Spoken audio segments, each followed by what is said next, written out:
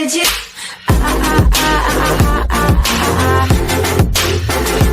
Anything you want. Stock market plunges with Apple at its front, Bitcoin and crypto reflecting wider influence. Within the start of 2019, the trade war between China and US spread a shiver among stock traders as the market deep-dived heavily in the red on Thursday. The leading company, Apple, took a quick but steep path from $157 to $142, counting almost 10.0% losses. If you look at our results, our shortfall is over 100% from iPhone, and it's primarily in Greater China. So, as we look at what's going on in China, it's clear that the economy began to slow there for the second half. And what I believe to be the case is that the trade tensions between the United States and China put additional pressure on their economy. And so we saw, as the quarter went on, things like traffic in our retail store, traffic in our channel traffic stores, the reports of the smartphone industry contracting, particularly bad in November. I haven't seen the December number yet, but I would guess that would not be good either. Tim Cook, Apple CEO, for NBC. As the decline continues, major investors are taking heavy blows during the process. The aforementioned plunge from the first trillion-dollar company inflicted $3.8 billion to off its Berkshire Hathaway. Rump officials are warning of more China trouble ahead for corporate America. Kevin Hassett, chairman of the White House's Council of Economic Advisers, told CNN's Poppy Harlow on Thursday that a heck of a lot of U.S. companies with sales in China will follow Apple's footsteps by downgrading their outlooks. NN.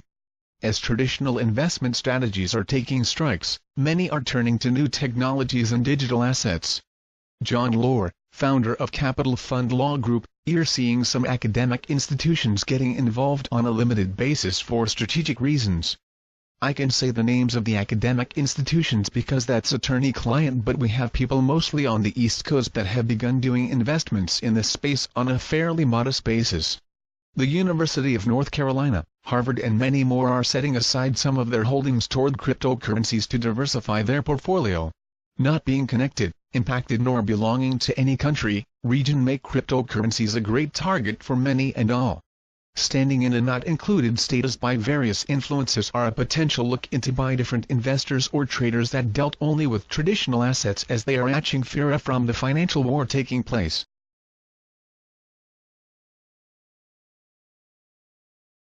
If Bitcoin BTC falls under $3,200, hodler should GTFO, bearish trader. Former Bitcoin short seller paints bearish picture recently. Art Dow, a preeminent hedge fund manager and killed chartist, whooped Twitter and Tuesday to make an unexpected declaration. In a tweet seemingly poking fun at crypto-zealous bulls, Dow wrote that he would be saying goodbye to his Bitcoin BTC short, which he purportedly opened during the asset's peak in late 2017. In a phone interview with Bloomberg, the ostensible Bitcoin bear made it clear that his tweet wasn't made in jest, adding that he was one with the position. Speaking to the outlet, Dow explained that he doesn't want to try and ride this thing to zero, potentially indicating that he sees some semblance of value in BTC. Equating his anti-BTC forecast to a lemon, he stated, "Don't want to try to squeeze more out of the lemon. I don't want to think about it. It seemed like the right time." The current head of Southern California family office then explained that he already took profits twice this year, making the covering of his controversial short more than logical, especially from a risk management standpoint. Just a few weeks later, Dow has taken to Twitter again, this time to paint a bearish picture for BTC's prospects, specifically from a technical analysis outlook. The American Economist recently wrote that BTC's chart remains beautiful, but noted that if the asset cannot breach $5,000 or $6,000 prices levels in a bounce, bulls will be in for a tough time.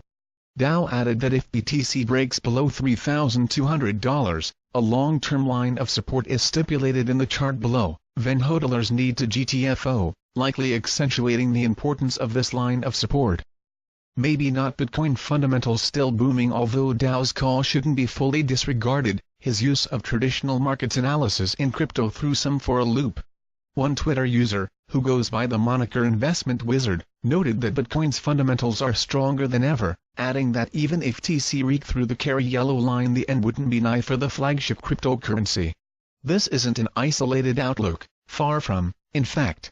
Armin van Bitcoin, a pseudonymous, yet prominent cryptocurrency zealot, recently claimed that Bitcoin has undergone a handful of developments that made 2018 the project's most successful year.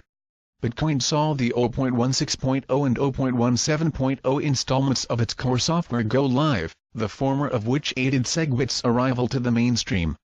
Blockstream LSO made strides, allowing offline consumers nearly all across the globe to access the Bitcoin blockchain via a series of utilities.